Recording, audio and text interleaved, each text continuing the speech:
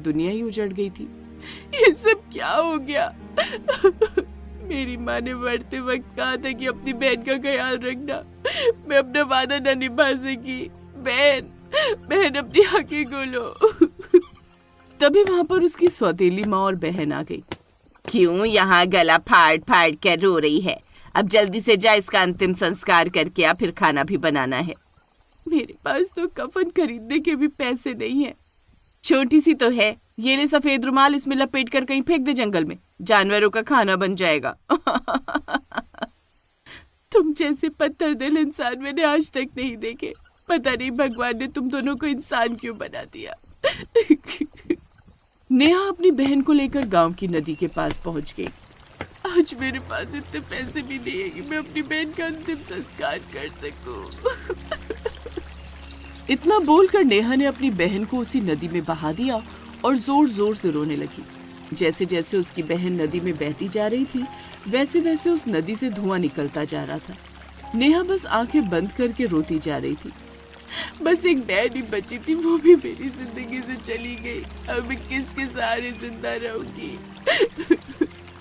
जैसे नेहा उठकर वहां से जाने लगी, वैसे ही उसने देखा कि नदी का पूरा पानी सूखता जा रहा था। उसकी बहन का मृत शरीर भी गायब हो चुका था। तभी अचानक नदी के बीच से एक बहुत बड़ा पेड़ निकलने लगा।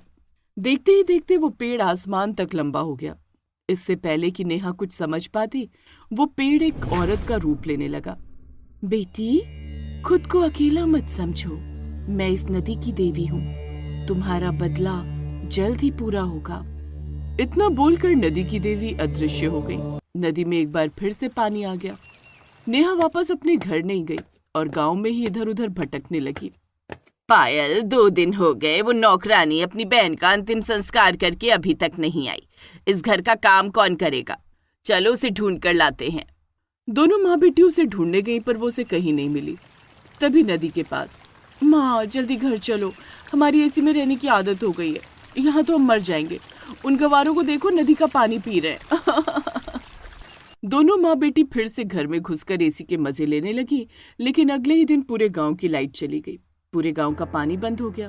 पूरा गांव गर्मी से तबाह होने लगा। सारा गांव एक साथ इकट्ठा हुआ। हे भगवान, हमारे घरों में तो जैसे आग उबल रही है, पीने के लिए पानी भी नहीं है। अब हम क्या करेंगे? मैं तो बेहोश हो रही हूँ, मुझसे इतनी गर्मी बर्दाश्त नहीं होगी। वहीं दूसरी तरफ नेहा की सौतेली माँ और बहन की गर्मी में हालत खराब हो चुकी थी। दोनों भागती हुई नदी के पास आई। सुबह से लेकर दोपहर हो गई, अभी तक लाइट नहीं आई। हमारी तो हालत ही खराब हो गई। पता नहीं इस गांव का टेम्परेचर अचानक इतना कैसे बढ़ गया। चलो तब तक इस नदी का ही पानी पी लेते हैं, वरना मर जाएंगे। जैसे ही दोनों ने नदी को हाथ लगाया, वैसे ही नदी देवी के प्रकोप से उस नदी का पानी खौलने लगा। वो पानी इतना गर्म था कि उसे पीते ही दोनों ने अपने प्राण त्याग दिए और उसी नदी में समा गई। तभी वहां पर गांव वाले और नेहा भी पहुंच गई। इन दोनों के साथ यही होना चाहिए था बेटी। इतने में उस नदी से नदी की देवी, नेहा की माँ और नेहा की नवजात बहन की आत्मा प्रकट हुई। नेहा बेटी, ये सब नदी देवी के क्रोध के कारण हुआ। इन दोनों का मिट जाना बहुत जरूरी था। लेकिन गांव वालों, फिक्र मत करो। अब आप लोग यहीं नदी के किनारे रहोगे और मेरी बेटी का ख्याल रखोगे। इतने में नदी की देवी ने अपने चमत्कार से नदी के पास मौजूद सभी पेड़ों में एसी लगा दी और हर पेड़ के नीचे शानदार घर बन गया। उस दिन के बाद सभी लोग उस नदी के किनारे पेड़ वाले एसी घर में रहने लगे। अब पूरा गांव नेहा का परिवार बन गया था और सब खुशी खुशी